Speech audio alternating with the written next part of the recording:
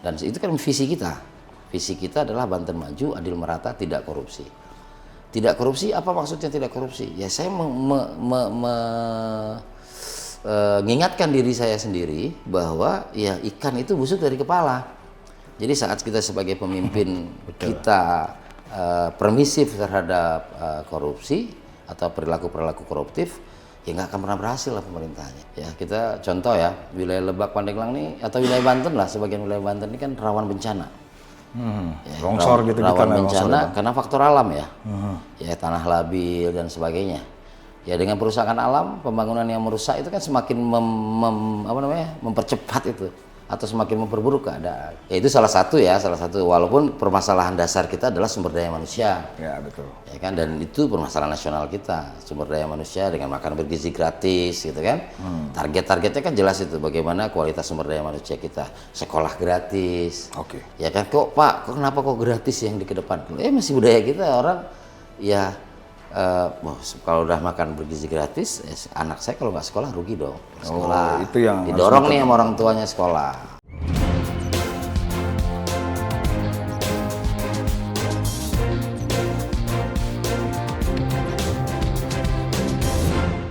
Selamat datang di Voi Talk. Mari bicara bersama Voi. Kali ini saya akan bertemu dengan Pak Andrasoni, Gubernur Banten terpilih. Selamat Bang atas ditetapkannya posisi Abang sebagai Gubernur Banten terpilih. Dan apakah selalu memprediksi akan mendapatkan suara tertinggi? Terima kasih. Ya tentu sebagai calon kita berusaha untuk bisa mendapatkan suara tertinggi tentunya. Jadi segala daya dan upaya kita lakukan ya dalam rangka mengupayakan agar bisa menjadi pemenang. Namun kita punya keyakinan bahwa tugas kita adalah berjuang, tugas kita adalah berusaha, untuk berhasil itu adalah keputusan yang Maha Kuasa.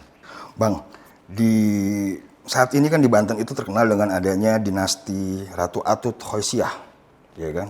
Dia juga amat kuat, sangat mengakar, gitu kan? Apakah Abang sudah melihat realitas seperti ini? Itu pertama, Bang. Kedua, strategi apa sih yang diterapkan sehingga Abang bisa mengambil hati dari masyarakat Banten? Ya, kalau bicara tentang dinasti ya saya sih melihat bahwa ya tidak bisa dipungkiri ya bahwa Bu Atut punya sangat dikenal oleh masyarakat Banten, dan beliau pernah menjadi gubernur di Provinsi Banten, dan itu hal yang harus kita akui bahwa memang beliau adalah mantan gubernur Provinsi Banten. Nah terkait dengan bicara tentang strategi, ya sebenarnya tidak ada yang spesial soal strategi ya. Cuma saya meyakini bahwa masyarakat Banten ini kan masyarakat yang heterogen ya. Jadi dari 8 kabupaten dan kota, komposisi jumlah penduduknya kan lebih dominan di wilayah Tangerang Raya. Nah kemudian juga isu-isu yang saya angkat adalah isu-isu yang memang menjadi concern masyarakat Banten, ya, isu pengangguran, isu pemerataan, isu pendidikan, dan itu merupakan hal-hal yang menjadi concern kita dalam kampanye kemarin, dan kita coba tawarkan kepada masyarakat gagasan, ide, dan solusi-solusi yang akan kita berikan dalam pemerintahan ke depan. Oke. Kalau tidak salah, concern itu ada sekitar, kalau kita buat dibikin program, itu ada 8 program ya Bang? Betul. Untuk saat waktu Abang kampanye kemarin. Betul. Terus bagaimana rencananya Abang akan melakukan realisasi terhadap 8 program tersebut? Dan selanjutnya target dalam 100 hari pertama itu apa aja Bang? Oke, bicara tentang visi misi, kami kan memiliki 5 misi ya, 5 misi yang sinkron dengan misi yang ada di pemerintahan pusat, dan kemudian visi ya, kemudian kita mempunyai 8 program. 8 program itu juga selaras dengan program-program yang ada di pemerintah pusat, dan kemudian juga dari 8 program itu ada 24 program turunan. Oke. Ya, agar bisa mempercepat realisasi dari 8 program tersebut ada 24 program turunannya. Dan tentu ya ini akan menjadi PR kita, menjadi tugas kita, yang menjadi concern kita agar gimana visi, misi dan program tersebut bisa berjalan.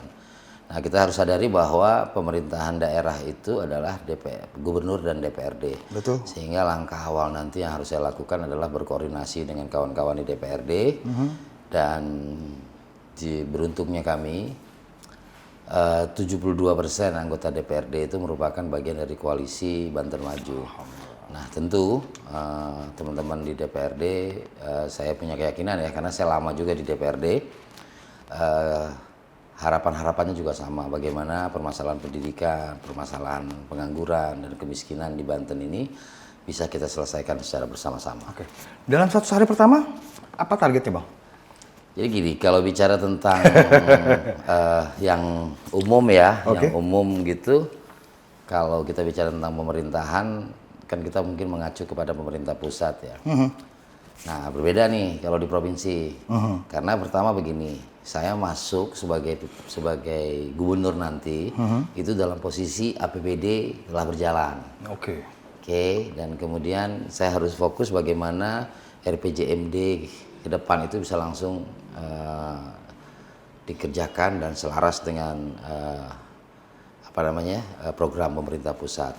Dan karena kita melihat bahwa program pemerintah pusat sudah mulai berjalan dan program kita juga linier atau selaras dengan program pemerintah pusat, saya punya keyakinan bahwa insya Allah kita akan bisa laksanakan hal tersebut.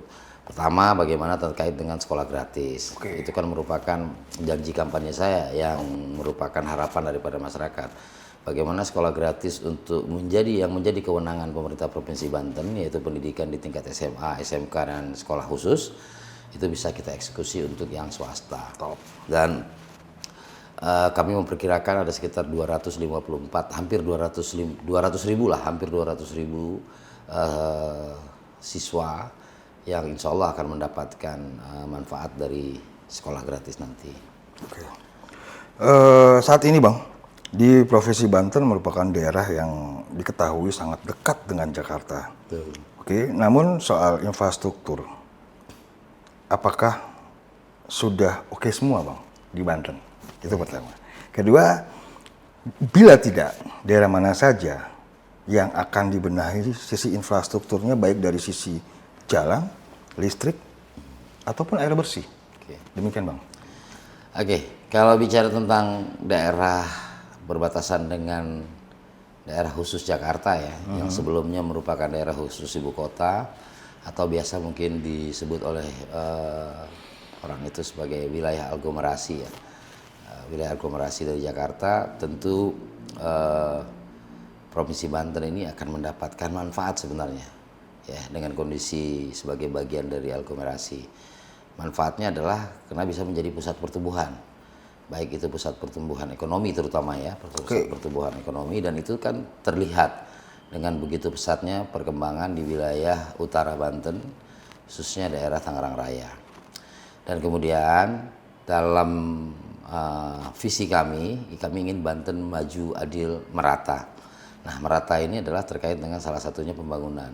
Kondisi hari ini Provinsi Banten yang luasnya 9.000 km persegi lebih itu didominasi oleh wilayah luasan ya, didominasi oleh wilayah yang kondisi infrastrukturnya belum maksimal, yaitu Lebak dan Pandeglang. Nah, sehingga fokus kita nanti adalah bagaimana kita bisa berkoordinasi dengan kepala daerah terpilih dari Kabupaten Pandeglang dan Lebak serta Kabupaten Serang ya, sebagian Kabupaten Serang atau semuanya, terkait dengan bagaimana kita bisa mengupayakan perbaikan-perbaikan infrastruktur di Provinsi Banten ini. Karena begini, masyarakat itu kan tahunya pemerintah itu kan nggak tahu lah mereka itu tingkat 2 kah, provinsi kah, atau pemerintah pusat kah yang mempunyai tanggung jawab terkait dengan permasalahan infrastruktur. Nah, namun sebagai perwakilan pemerintah pusat di daerah, kami harus tentu bisa mewakili presiden di daerah untuk bisa menerjemahkan program-program infrastruktur itu dan kemudian kolaborasi antar tingkat 2 dan provinsi serta pemerintah pusat untuk bisa memaksimalkan perbaikan-perbaikan, percepatan-percepatan pembangunan yang ada di Provinsi Banten. Wilayah mana yang menjadi fokus kita nanti? Ya semua wilayah menjadi fokus kita tentunya. Tapi memang yang paling tertinggal soal infrastruktur sesuai dengan luas wilayahnya itu salah satunya Lebak dan Pandeglang. Nah, infrastruktur kewenangan siapa? Memang yang paling banyak itu adalah infrastruktur yang menjadi kewenangan kabupaten dan kota. Nah, apa yang akan dilakukan oleh pemerintah Provinsi Banten? Tentu pemerintah Provinsi Banten bisa menjembatani dengan pemerintah pusat dan kemudian juga mengoptimalkan sumber dayanya pemerintah Provinsi Banten untuk bisa membantu kabupaten kota ini. Oke. Terus gini Bang, di setiap wilayah itu kan memang sudah pasti atau mungkin juga tidak menutup kemungkinan adanya kemiskinan maksud saya Bang. Nah, untuk di Banten sendiri, menurut pemetaan yang Abang tahu, di mana aja Bang wilayahnya dan apa yang Abang akan lakukan untuk mengatasi kesenjangan sosial tersebut? Ya, jadi kalau bicara tentang kemiskinan secara keseluruhan, Provinsi Banten ini nomor 5. Ya, wilayah miskin atau provinsi miskin kelima di wilayah Pulau Jawa. Sebarannya ya hampir semua kabupaten kota memiliki angka-angka kemiskinan, tapi memang yang paling dominan itu angka kemiskinan itu disumbangkan oleh wilayah Lebak, Pandeglang dan sebagian Kabupaten Serang. Tentu Kota Serang juga masih termasuk. Nah, tadi sempat kita pertanyaannya kan terkait dengan ketersediaan air bersih. Ya, salah satu ukurannya adalah terkait dengan ketersediaan air bersih itu. Jadi masih banyak masyarakat Banten yang belum bisa mendapatkan haknya untuk mendapatkan pelayanan air bersih. Air bersih ya termasuk di perkotaan, wilayah utara, pesisir itu terkait dengan air bersih menjadi sebuah kendala. Masih banyak daerah yang air tanahnya itu nggak bisa diminum, ya sehingga ini ya tadi kolaborasi lagi dengan pemerintah pusat, pemerintah kabupaten dan kota, tentu pemerintah provinsi untuk bisa menjadi sebuah kekuatan bersama karena permasalahan-permasalahan kemiskinan ini adalah PR bersama. Ya, betul. Jadi kita nggak bisa lihat bahwa ini tanggung jawab gubernur, ini tanggung jawab kita bersama. Betul. Ya kan kita harus berkolaborasi, termasuk tanggung jawab media juga punya peran di situ. Siap. Ya kita juga punya tanggung jawab, juga akademisi juga punya peran di situ dan kemudian masyarakat sendiri punya peran di situ. Maka kita harus berkolaborasi. Saya punya keyakinan pemerintah pusat kemarin saya mendampingi Kementerian Sosial. Ya targetnya adalah graduasi ya terkait dengan angka kemiskinan sampai dengan 0. Betul. Dan ya tugas pemerintah emang harus itu. Ya tugas pemerintah harus itu, optimis, targetnya harus target optimis, bukan hanya sekedar target-target yang disampaikan dan kemudian nanti setelah 2-3 tahun nggak kelihatan. Kita harus berusaha secepat mungkin dan saya punya keyakinan kolaborasi itu kalau dijalankan dengan baik dan kemudian memang pemimpin itu menjadi pelayan, insya Allah potensi-potensi yang ada di Provinsi Banten ini bisa kita maksimalkan dan kita bisa akan mengurangi angka kemiskinan, meningkatkan kesejahteraan, ya insya Allah lah kita punya keyakinan. Ada keyakinan itu ya Bang? Oke. Bang, di Banten itu khususnya Tangerang ada namanya 1000 kota industri ya Bang, Kabupaten Tangerang. Di situ banyak dengan buruh gitu kan Bang. Dan Abang juga dalam waktu kampanye kemarin kita perhatikan juga banyak berkunjung kepada organisasi buruh. Apa sih Bang yang akan Abang lakukan untuk mensejahterakan buruh? Khususnya di Banten lah. Ya salah satu program kita itu sekolah gratis ya. Sekolah gratis itu manfaatnya juga sangat besar kepada buruh, ya artinya dengan upah yang mereka terima, yang kondisi yang namanya wilayah aglomerasi, wilayah perbatasan itu, judulnya bukan Jakarta, tapi biaya hidupnya biaya Jakarta. Itu dia. Ya kan? Nah itu kondisinya, kan nggak mungkin kita menyamakan upah minimumnya dengan Jakarta, ya kan? Tapi biaya hidup kita biaya hidup Jakarta loh. Iya betul. Itu konsekuensi daripada wilayah aglomerasi. Nah tentu kita harus mensupportnya, gimana pemerintah bisa memberikan pelayanan terbaik kepada industri dan industri juga bisa memberikan hasil maksimal kepada buruhnya. Ya dan saya sekolah gratis salah satunya. Salah satu sekolah gratis. Oke. Terkait ini Bang, apa namanya angka pengangguran. Abang tadi bilang ada angka salah satu masalah besar di Banten adalah pengangguran. Oke kan? Bagaimana Abang akan mengentaskan pengangguran? Jadi gini, kan bocorannya gitu kemiskinan, ya, kemiskinan itu tidak terlepas dari pengangguran. Betul. Pengangguran tidak terlepas juga permasalahannya dari kualitas pendidikan. Betul. Jadi pendidikan itu jadi kita berangkat dari kan Pak Prabowo punya program bagaimana sumber daya manusianya unggul. Ya. Setuju. Nah, di startnya dari mana? Makan bergizi gratis. Makan bergizi gratis ini tujuannya adalah bagaimana asupan gizi yang seimbang kepada anak-anak bangsa ya mulai dari usia sekolah. Bahkan Pak Prabowo telah memikirkan bagaimana memberikan asupan gizi yang berkualitas kepada ibu-ibu yang sedang hamil. Ya, artinya apa? Generasi kita. Ya, dimulai dari situ dan kemudian pemerintah Provinsi Banten mensupport pendidikannya sehingga pendidikan itu mendapatkan masyarakat itu bisa mendapatkan Pendidikan hak gratis. untuk mendapatkan pendidikan. Dan kemudian nih sekolah makanan gratis itu kan salah satunya kan tanpa kita sadari itu kan mendorong orang tua untuk anaknya sekolah. Ya. Sekolah gratis juga pasti akan mensupport itu, mendorong orang tuanya untuk bisa mau menyekolahkan anaknya. Ya. Bahwa permasalahan tadi sekolah mahal gitu kan, nah udah ada solusinya. Dan kemudian nanti di sekolah mereka dapat makan bergizi gratis. Dan tentu ini akan terlihat dalam beberapa tahun. Nah makanya Pak Prabowo membuat kabinet kabinet Merah Putih. Ya artinya ada semangat gotong royong. Merah Putih selalu Indonesia kan. Indonesia itu kan ciri khasnya gotong royong. Jadi kita bersama-sama dan tidak ada yang lebih kelihatan unggul lah. Jadi semuanya gitu. Jadi ini sebuah Tidak kerja ada ketimpangan tim. ya, Pak, Ya, ya. ini kerja Ketimpangan tim, kerja bersama ya. Dan saya punya keyakinan artinya makan bergizi gratis, sekolah gratis itu akan mengangkat kualitas sumber daya manusia kita yang kemudian berdaya saing. Di sisi lain Pak Prabowo kan sedang marak gitu berupaya untuk hilirisasi. Ya. Hilirisasi itu akan menumbuhkan industri-industri. Ya, kemudian akan menumbuhkan, kemudian target pertumbuhan ekonomi 8%. Makan bergizi gratis itu akan dioptimalkan operasionalnya di bawah sehingga pergerakan uangnya banyak di masyarakat. Ini akan membuat tumbuh. Jadi apa namanya? Ada sebuah iklim gitu, ada sebuah iklim optimisme bahwa semua kelompok masyarakat itu akan berdampak positif dari program-program yang dibuat oleh pemerintah pusat ini. Mantap. Bang, kemarin itu kalau tidak salah Abang diundang ke istana akan bertemu dengan Pak Prabowo. Oke. Kalau saya juga melihat dalam sebuah pidatonya, Pak Prabowo itu mengatakan siapapun kepada gubernur di Maluku itu orang saya tidak boleh korupsi. Iya. Begitu kan? Apakah Abang juga diberikan wejangan yang sama? Artinya jangan korupsi, kedua bekerja yang untuk rakyat. Nah, dalam Instagram Abang kita lihat juga, saya lihat maksudnya Abang berfoto bersama dengan Pak Prabowo gitu kan, dan ada pesan yang disampaikan. Apa sih Bang kalau boleh tahu? Ketika Abang bertemu dengan Pak Prabowo itu apa saja wewenang yang pesan-pesan dan wejangan gitu maksudnya yang disampaikan kepada Pak Andra? Ya, sebagai kader ya tentu saya bangga ya. Ya. Ya,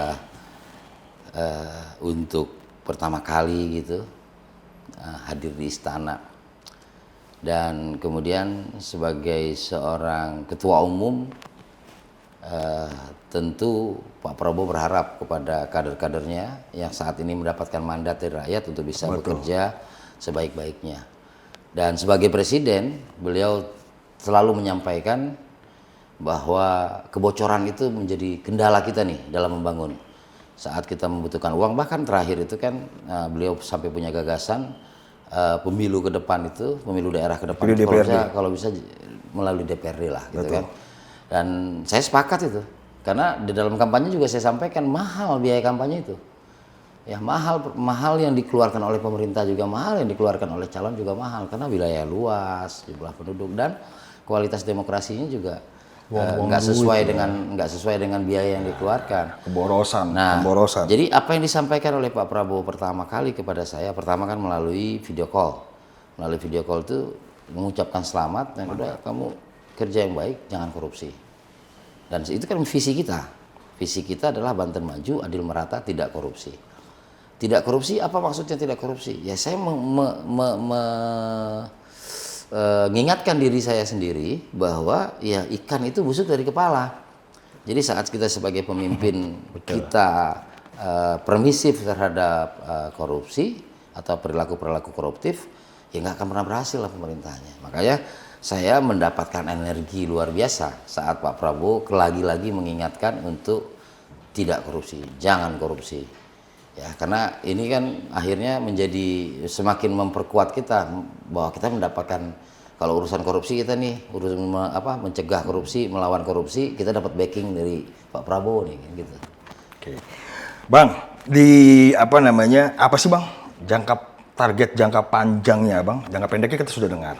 Jangka panjangnya setelah Abang dilantik dan sampai berakhirnya masa jabatan nanti, target jangka panjang Abang apa itu apa? Pemerintahan daerah itu udah ada disusun-susun nih, iya. ininya. Jadi saya nggak boleh lari dari Jadi apa aturan. yang menjadi aturan, Iya, iya. apa yang menjadi target pemerintah pusat. Pertumbuhan ekonomi 8% harus kita support. Oke. Ya kan, pertumbuhan ekonomi kan dimulai dari daerah. Ya kan, Astacita Pak Prabowo ke-6 itu membangun dari desa, membangun dari bawah gitu kan. Nah, itu akan kita lakukan. Ya kan. Gimana 80% wilayah Provinsi Banten ini kan desa. Saya ingin gimana desa kita bisa menjadi mandiri. Desa kita bisa menjadi supplier dari kebutuhan-kebutuhan wilayah aglomerasi ini. Ya kan? Kita bisa mensupport kebutuhan pangan dan sebagainya. Ketahanan pangan programnya Pak Prabowo, swasembada pangan dan sebagainya, kita harus support dari Provinsi Banten. Oke. Karena kita wilayah terdekat lah Dari Jakarta. dari pusat pemerintahan. Iya betul. Dari pusat perekonomian. Ya kan? Dan infrastruktur kita lebih baik, walaupun kita belum semua maksimal, tapi lebih baik dari wilayah-wilayah provinsi lain. Ya, kita punya jalan tol, kita punya pelabuhan, kita punya bandara. Ya nggak mungkin kita terus menyalahkan infrastruktur kita masih banyak yang buruk. Ya kita perbaiki, kita maksimalkan. Antar desa, poros desa dibangun, antar desa tidak terputus, jalan usaha tani kita bangun supaya ya kita harus optimalkan potensi-potensi yang dipunyai oleh Banten. Oke.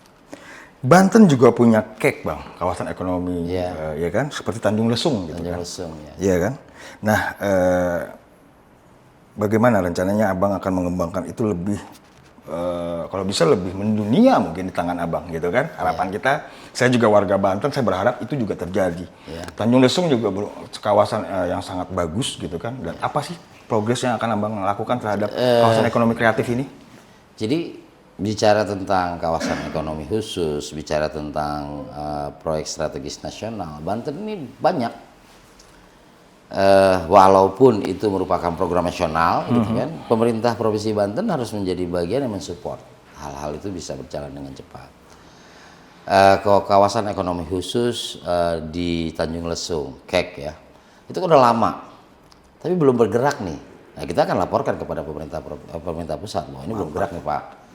Ya, kalau seandainya nggak dijalankan juga ya Pak, udah Pak di ini aja gitu kan. Karena apa? Potensi di sana di Tanjung Lesung ini sekarang setelah adanya tol Serang Panimbang yang sebentar lagi akan selesai. Ini memotong waktu banyak ya, dan kemudian akan tumbuh wilayah-wilayah pertumbuhan ekonomi baru. Nah, pemerintah Provinsi Banten harus proaktif untuk menyambut hal tersebut. Jadi jangan semuanya disuapin pemerintah pusat. Ya kita harus buat contoh ya. Nanti kan di wilayah-wilayah pintu tol itu kan akan jadi kawasan pertumbuhan ekonomi baru. Oke. Kita harus support tuh. Jangan sampai keluar tol, tolnya udah bagus, keluar tol jalannya nggak bisa dilewatin, sempit dan sebagainya. Ya, itu jadi nggak tumbuh nanti, ya nggak tumbuh nanti. Jadi setiap potensi yang dimiliki Provinsi Banten hari ini, baik program dari pemerintah pusat, program-program dari pemerintah kabupaten kota, provinsi harus bisa menyikapinya dengan semangat kolaborasi. Oke. Bang, pembangunan itu kan juga pasti berdampak terhadap lingkungan, gitu kan. Udah pasti, itu udah hukum alam mungkin ya. Bagaimana Abang meminimalis dampak lingkungan tersebut terhadap masyarakat Banten? Ya tegakkan aturan sebaik-baiknya. Tegakkan aturan. Tegakkan aturan sebaik-baiknya, karena kan dalam demokrasi itu sebenarnya keselamatan masyarakat yang hukum paling tinggi itu. Ya kita contoh ya, wilayah Lebak Pandeglang ini atau wilayah Banten lah, sebagian wilayah Banten ini kan rawan bencana. Ya, Longsor gitu rawan kita bencana karena faktor alam ya. Ya tanah labil dan sebagainya. Ya dengan perusahaan alam, pembangunan yang merusak itu kan semakin mempercepat itu atau semakin memperburuk keadaan. Jadi ya yuk kita sama-sama para pengusaha, swasta, pemerintah kabupaten kota, semua perangkat lah, semua stakeholders ya kita sama-sama ngejaga. Karena memang Provinsi Banten ini contoh ya, hujan aja. Ya, musim penghujan yang tidak henti-henti itu pasti banyak wilayah yang banjir. Ya, karena alam dan dari dulu. Ya, dari dulu. Nah, kesininya semakin kerusakan alam dan sebagainya makin memperparah gitu. Jadi maka kita harus belajar nih bagaimana di kearifan lokal, salah satu kearifan lokal di Banten itu yaitu masyarakat Baduy, bagaimana mereka menjaga alam, dan kita harus ikut gitu, mencontoh. Oke, Bang, dari sisi pariwisata, Banten juga nggak kalah dengan provinsi-provinsi lain. Bagaimana Abang bisa ada nggak sih pariwisata yang akan diprioritaskan dalam pemerintahan Abang nanti ke depan? Terus bagaimana cara Abang menarik investor untuk bisa meningkatkan pariwisata itu menjadi lebih besar dan lebih bagus? Kita sih berharap mendunia lah. Banten nggak kalah kok sama yang lain. Ya memang nggak kalah. Saya sih ngeliat Ya, itu. kenapa kita bilang nggak kalah? Kalau orang dari luar negeri, ya selain ke Bali ya, kalau mau ke tempat lain di Indonesia, mereka mesti kemana dulu? Turun pesawatnya. Artinya dari luar negeri itu kalau mereka mau ke Bali, mereka bisa langsung direct ke Bali. Kalau mereka mau ke tempat lain, Sulawesi, Sumatera, mereka mesti ke Banten dulu. Iya benar. Ya kan? Apa yang mau dilihat di Banten? Budaya banyak. Ya kan? Budaya debus kita. Ya kan? Kemudian wisata ziarah, wisata religi. Banyak ya kan? banget. Banyak di Banten, ya kan? Pusat-pusat peradaban Islam di Banten. Dan kemudian juga wisata perkotaan. Ya kan? Tempat hiburan, tempat makan dan kuliner dan sebagainya di Banten. Jadi sekarang adalah kemudian untuk wilayah Jakarta. Ya masyarakat kan butuh hiburan di akhir pekan.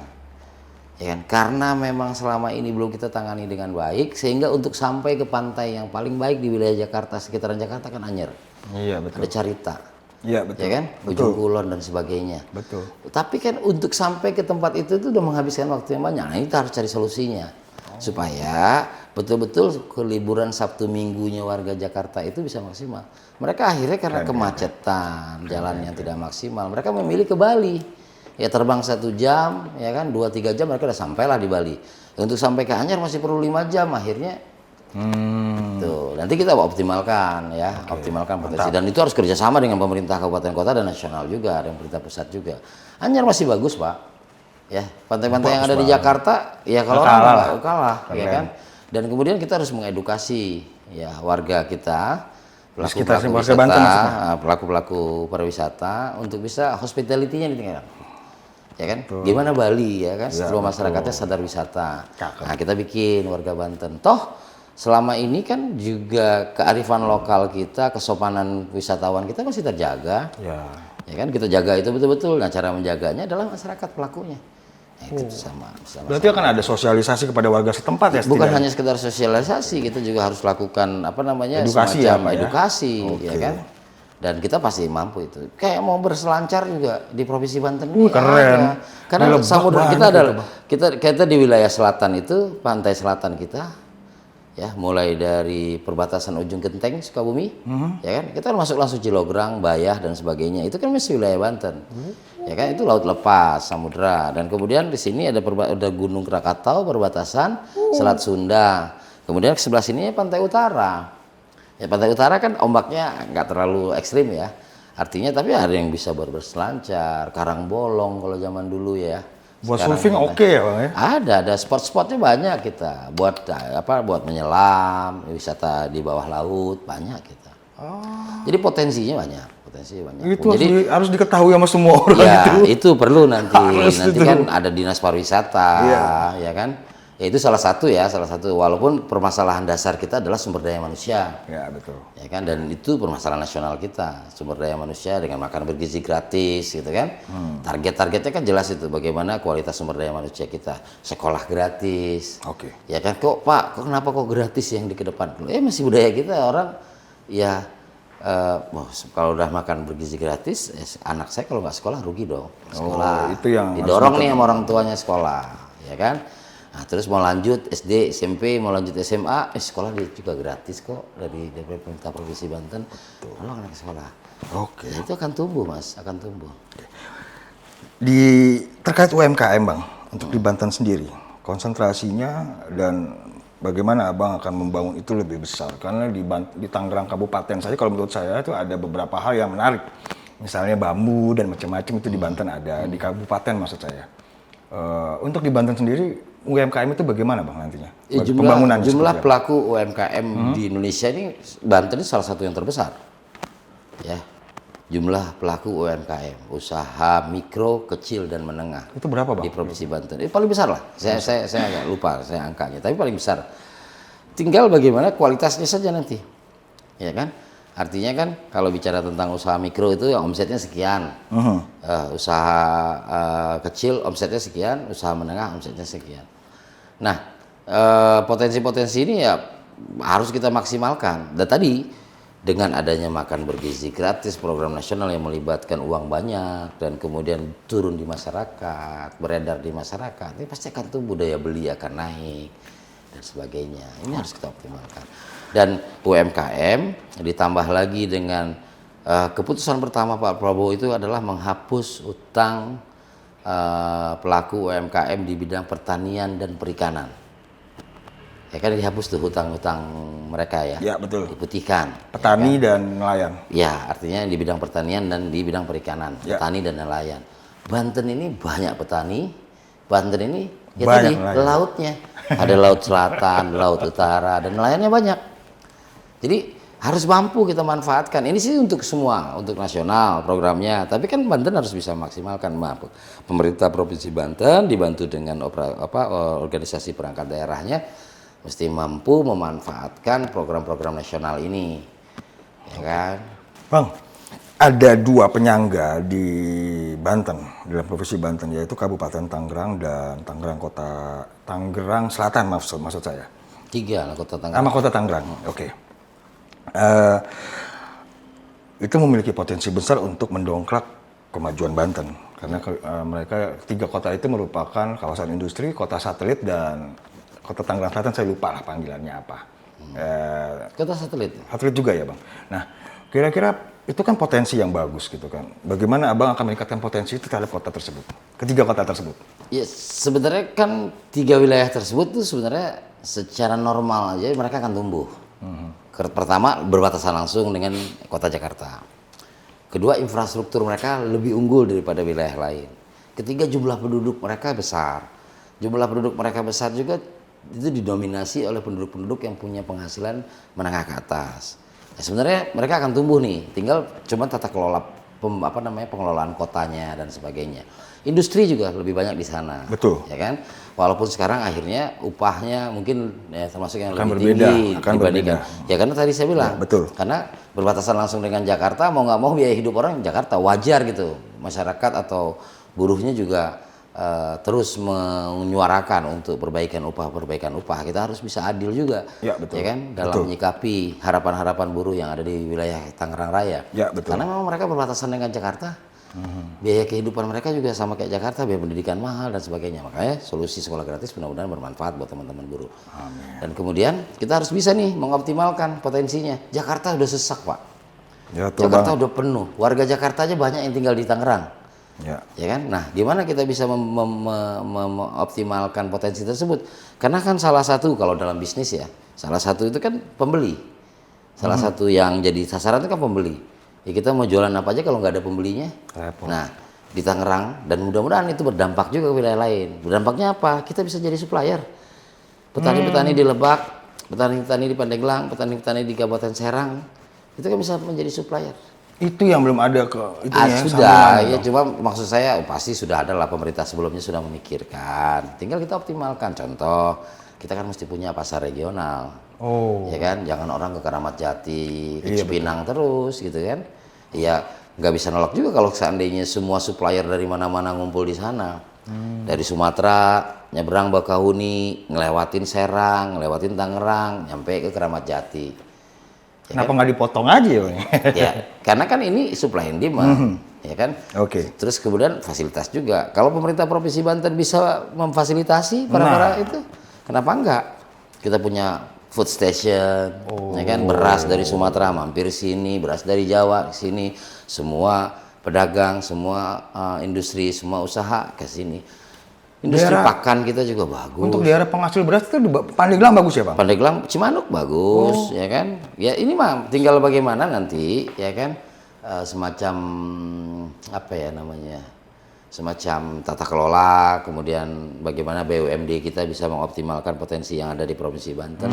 Karena judulnya kan kalau kita bisa mensuplai, demand-nya ada, kan jalan tuh bisnis. Iya, betul. Ya, yang penting bukan pemerintah yang berbisnis. Pemerintah memfasilitasi supaya bisa orang berusaha di provinsi. Bisa semua nyambung gitu ya Bang? Nyambung, pokoknya menjadi gubernur itu cukup bagaimana menjembatani para kepala daerah. Kami kan perwakilan pemerintah pusat aja kalau gubernur, ya kan? Oke. Nggak usah juga menjadi pesaing dengan kabupaten kota. Kalau perlu kita dukung nih kabupaten kota untuk semakin unggul, unggul dan unggul sesuai dengan potensi Karena masing-masing. tugasnya melayani ya Bang ya. Sebagai gubernur perwakilan pemerintah pusat, jadi orangnya presiden lah Oke. di daerah. Siap. Demikian obrolan kami dengan Gubernur Banten terpilih Andra Soni. Semoga pembicaraan tersebut bisa bermanfaat dan mengapresiasi semua masyarakat Banten khususnya. Sampai jumpa di Voice Talk berikutnya. Salam Indonesia Raya.